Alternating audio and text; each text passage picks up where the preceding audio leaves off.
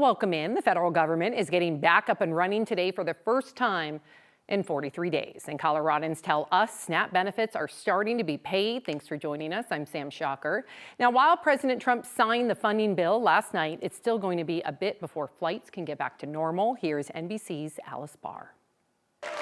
With a vote in the House, the bill is passed, and a presidential signature, the longest government shutdown in U.S. history is now over. The federal government will now resume normal operations. Furloughed federal workers getting back on the job today after 43 days. They and those who worked without pay waiting to hear when their back pay checks will arrive. As airlines work to return to full capacity, the FAA freezing flight reductions at 6% instead of the planned 10% by Friday, with easing staffing shortages set to gradually unsnarl weeks of delays and cancellations. I think it's horrible how politicians, all of them, use us as pawns. SNAP federal food assistance will also grind back into gear for the millions of Americans still waiting for their full November payments, turning to food banks instead. Massive increases in families needing our assistance. As the consequences unwind, the two parties pointing blame at each other. Absolutely no question in anybody's mind now that the Democrats were responsible for this. Donald Trump and Republicans made the decision to shut the government down. Would rather do that than provide health care that's affordable. As Democrats face their own divisions over the deal moderates in the Senate reached with Republicans that did not include health care reforms, an issue Republicans say they're now ready to address with the government back in business. In Washington, Alice Barr, NBC News.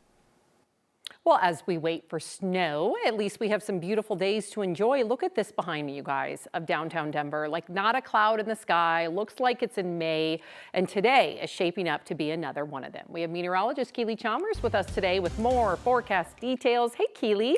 Yeah, we have a big shift in our weather coming up, so get outside, enjoy the sunshine, enjoy these temperatures already in the low 70s around the metro area. On our way to forecast high right around 74 degrees by this afternoon. But check out these temperatures. We're 69 in Greeley, already 75 in Ray, Lamar, 76 in Pueblo. Temperatures in the high country in the 50s to right around 60 degrees.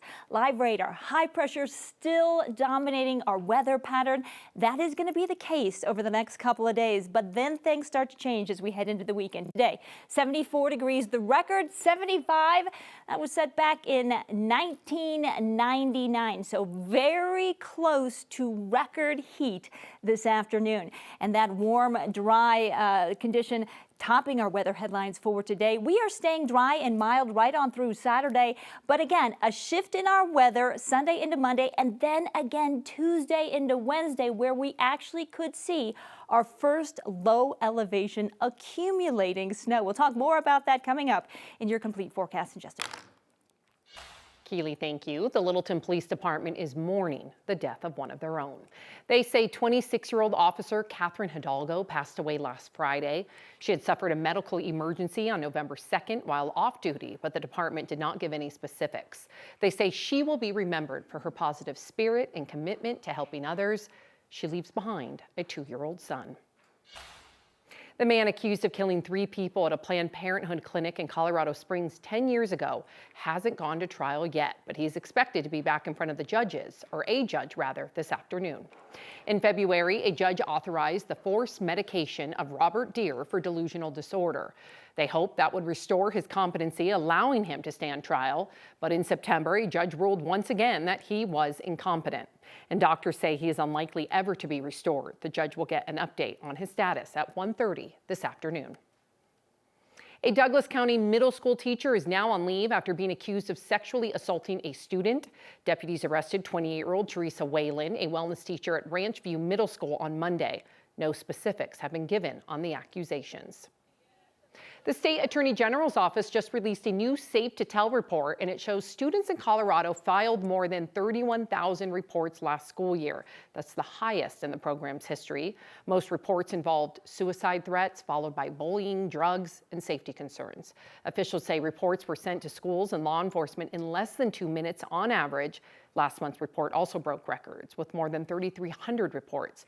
That's the fourth highest monthly total in program history. Some RTD park and ride lots could be used for affordable housing to help with the shortage in the Denver metro. RTD is studying 8 underused park and ride lots, including 41st and Fox, Aurora Metro Center, and Littleton Mineral for potential affordable housing projects. Peak parking use has dropped from 65% in 2019 to just 19% this year. The study wraps up next year, but construction would still be years away. Well, it is Starbucks Red Cup Day, and the workers' union thought it was a perfect day to stage a strike in as many as 40 cities across the U.S. today. Stores in Lafayette and Colorado Springs are all part of it. The union says it's an open-ended strike that's starting with about 1,000 baristas, and it could expand soon. The union and the coffee giant have each blamed the other side for failure to reach an agreement, but they haven't been in active negotiations since last year. The union is pushing for better pay, improved hours, and the resolution of hundreds of unfair labor practice charges levied against Starbucks.